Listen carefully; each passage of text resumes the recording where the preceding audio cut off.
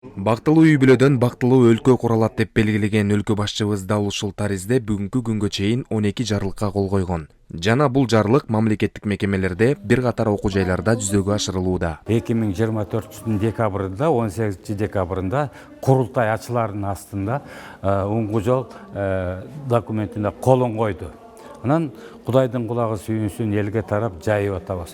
Уңгу жолдун эң негизги эле максаты улуттук баалуулуктарды көтөрүп, адамдын бизден мурдагы баалуу нарктыбызды көтөрүп, мурдагы мамилелерибиз, мурдагы каганат доорунда көчмөн доорлорду биз кандай кыйынчылыктарды башыбыздан өткөрүп, мамлекеттүүлүктү жоготпой алып калганбыз.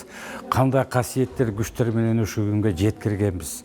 Биз дүйнөлүк адамзаттын өнүгүшүндө өзүбүздүн ордубузду жоготпой ушул күнгө чейин биз 10 мүчөсү болгон чейин 7 миллион калк болсок дагы өзүбүздүн өлкөбүздүн желегибизди көтөрүп, гимнибизди ырдап, аймагыбызды аныктап, барандуу мүчөлөрдүн бирибиз. Мына ушул күндө ушул уңгу жолдун тегерегинде азыр көптөгөн иш-чаралар өтүп атат. Кийинки кезде дагы президент жаңы жылдагы кайрылуусунда дагы буга өзгөчө маани берип кетти. Эл бирин бири таң калтыра албай калды. Таң калтырган бир эле маалымат бул анын салты, тили, маданияты, адаты. Ошону менен биринен бири айырмаланып турат экен. Ошол тил жоголбош керек, салт жогош керек. Экөөнүн бирөө жоголсо эле мамлекет жоголот. Бизди бириктирген тил, бизди уюткан салт, нарк.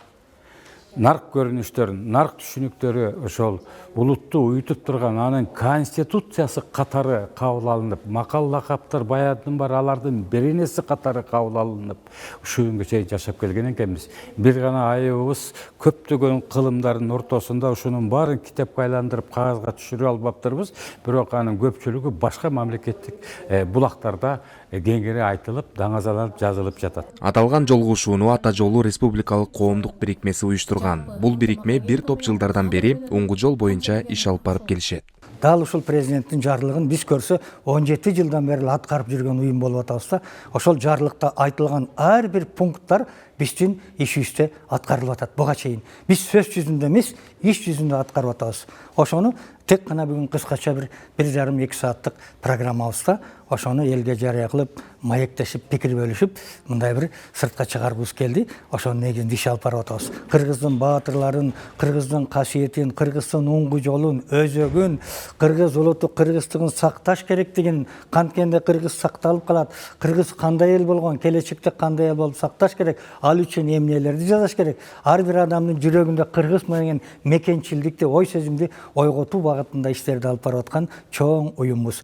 Жалпы жолугушууга келгендер Касманбетовдун омоктуу ойлорун, уңгулуу сөздөрүн угууга атайын убакыт бөлүп келишкен.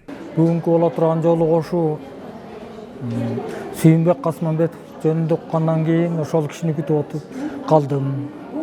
Ал кишинин ошол мамлекеттик катчы болуп эмгектен жүргөн кезде телевизордо сүйлөгөн сөздөрү абдан мага жагымдуу жана уккулуктуу.